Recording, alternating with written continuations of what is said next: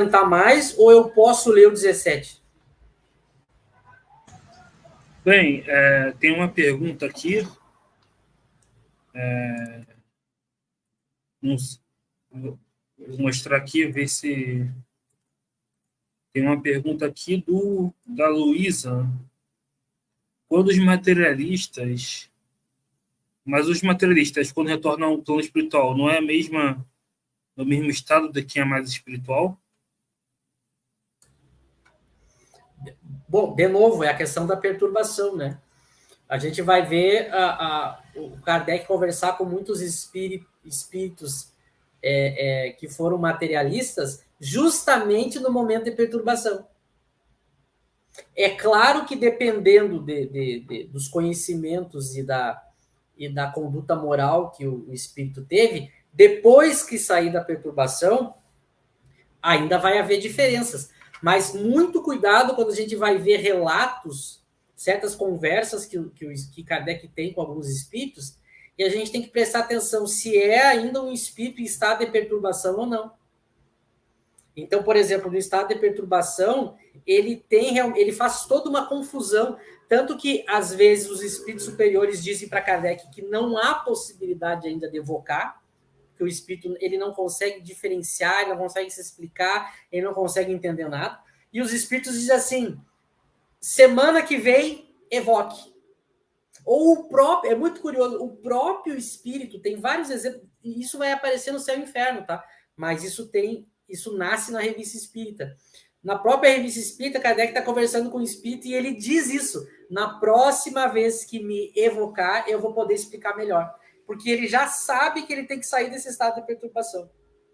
E aí, na outra semana, ou na semana seguinte, ele já dá uma resposta mais esclarecedora, ele já consegue separar o que era a realidade do que era um sofrimento da imaginação ou do pensamento dele. Ele já começa, a gente nota que ele está saindo da perturbação, ou em alguns momentos ele está em estado de perturbação, ele dá uma resposta que Kardec diz assim, essa resposta ela é muito lúcida para o estado que o espírito se encontra. Daí ele já conclui, o anjo guardião ajudou ele a responder. Então, por isso que eu digo, muito cuidado quando a gente for ler, porque muitos dos relatos que Kardec às vezes apresenta na revista e no Céu e Inferno são espíritos em estado de perturbação. E a gente confunde, eu já vi muita gente me mandar trecho do Céu e Inferno para dizer que comprova as obras do André Luiz, só que ela não entendeu a diferença do estado de perturbação para sair do estado de perturbação. Que aí sim tem muita diferença. Então, claro, o materialista ele pode ele apresentar, por exemplo, o materialista. Kardec chega a conversar com alguns espíritos, né, que acreditavam no nada e que aí eles não que, olha como é o estado de perturbação. Eles não enxergavam outros espíritos, eles se viam sozinhos. E eles chegam a dizer, eu acreditava no nada, agora eu vivo no nada.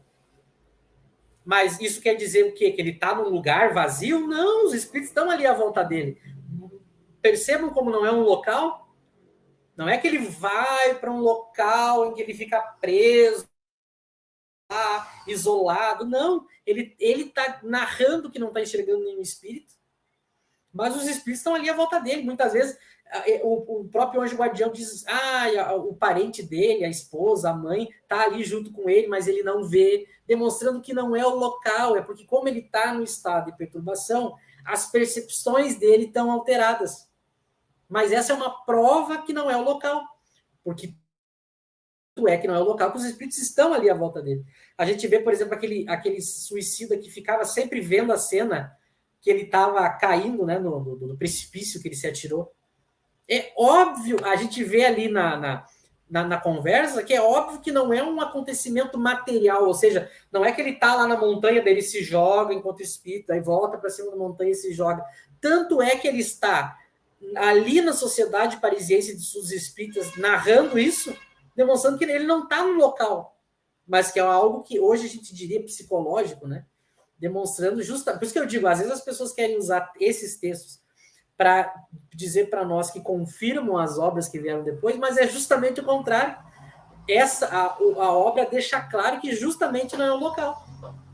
Que justamente é um estado de perturbação. Mas aí depois vai vendo a evolução da... É muito curioso, eu já passo para o José e para o Eric, é muito curioso ver quando Kardec conversa com esses tipos de espíritos em que eles estão na perturbação e depois eles saem. Tem vários exemplos disso na revista. E a gente vê que o mesmo espírito, antes ele tinha toda uma confusão e agora ele tá lúcido. Justamente demonstrando que é a diferença do estado de perturbação pro estado normal, né, do espírito. Porque imagina o materialista. O materialismo, é óbvio que ele é um fenômeno nosso, né?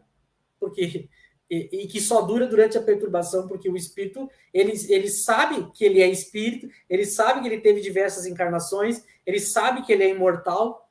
Então não tem como ter um espírito fora do estado de perturbação materialista. Percebe? Então, claro, mas no estado de perturbação, ele pode ainda continuar confundindo. Ele acha que está vivo, vivo fisicamente, ele não entende, mas esse é o estado de perturbação. Passo para vocês. É exatamente isso, né? O próprio Kardec, no capítulo do passamento, que vem antes desses exemplos, ele fala que ele usa o termo ilusão, né? Então ele deixa claro que nesse estado de perturbação, o espírito pode ter a ilusão, inclusive, de ele ainda estar vivo, né? Tem espíritos que ainda acham que estão vivos, né? Que tentam conversar ali com as pessoas não respondem e ele estranha, né? Então, ele pode achar que precisa comer, que precisa beber, mas é uma ilusão. E o complicado é quando esses espíritos em perturbação vão numa reunião mediúnica, em vez do dirigente ali esclarecer, né, que é uma ilusão, ele reforça ainda, né? Então, no centro que eu participava, quando o espírito vinha e falava que estava com sede, em vez de esclarecer que era um estado psicológico, as pessoas davam água ali, um copo de água para o médium para matar a sede do espírito, né? Porque senão ele ia morrer de sede. Então, não faz sentido, né? Não tem órgãos, né? Então, ou como no caso do Baltazar, né? Ele tinha um desejo ali de comer, da revista Espírita, o Espírito Baltazar, né? Ele tinha um desejo ali de comer, mas ele não podia, né? E para ele aquilo era uma expiação, né? Então, realmente, confundem o estado de perturbação com o estado posterior do espírito já livre, já mais consciente, né? E são dois estados, são duas coisas diferentes. E como o Michel falou, né? Não é o local, né? É o estado psicológico, né? Tanto que no Céu e Inferno, Kardec usa aquela metáfora, né? De, por exemplo, duas pessoas podem estar num concerto de Mozart, por exemplo, mas uma está experienciando algo belíssimo e a outra não está entendendo nada, né? Porque uma tem um ouvido melhor que a outra, né? Então, ele usa essa metáfora no sentido: você pode ter dois espíritos no mesmo local, mas um está experienciando uma coisa e outro completamente diferente, né? Porque é o estado psicológico,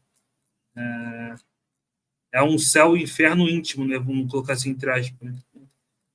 Enfim, eu só queria falar para a Luísa, né? Que não é uma crítica, né? Mas eu não costumo usar plano espiritual, né? Eu prefiro me manter nos termos kardecianos, assim, mundo espiritual ou mundo espírita, ele usa às vezes também.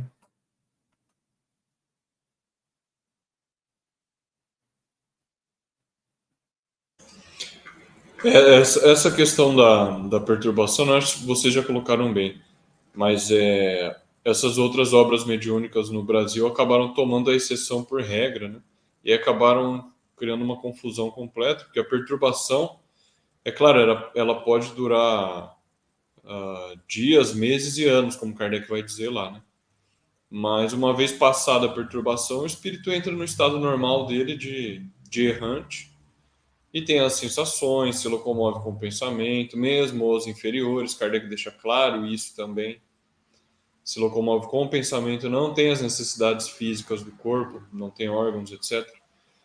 Então, é claro, como o Michel comentou, ao invés de esse capítulo da perturbação confirmar essas obras, eles infirmam, não é? Eles vão contra porque exatamente essas obras colocam muros,